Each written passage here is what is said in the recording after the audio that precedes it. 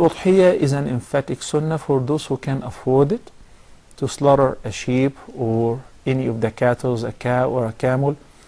For a camel or a cow, 7 people in a camel can have shares, 7 shares among 7 people, and that would be sufficient for them. But for a family, the least is to slaughter a sheep.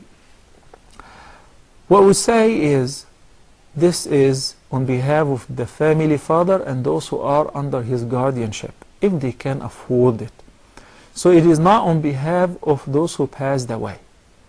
But a person may give in a charity or feed the poor or slaughter an independent or a separate sheep or a cattle or whatever, or buy meat and distribute it and give the reward of this charity to the deceased. Grant or give this reward as a gift to the deceased. Because the charity, its reward reaches the dead person if you intend so, whether out of his wealth or out of your own wealth. As far as giving the udhiyah on behalf of the Prophet ﷺ, you don't have to. Similarly, it is not prescribed to perform Hajj or Umrah on behalf of the Prophet ﷺ. Why? Simply because every good deed that we do, every single good deed that we do, whether it's a fard or nafl, prayer or charity or whatever, a similar reward of this good deed which is done by every believer reaches the Prophet ﷺ, because he's the greatest guide. وَالدَّالُّ عَلَى الْخَيْرِ لَهُ أَجْرُ فَاعِلِهِ.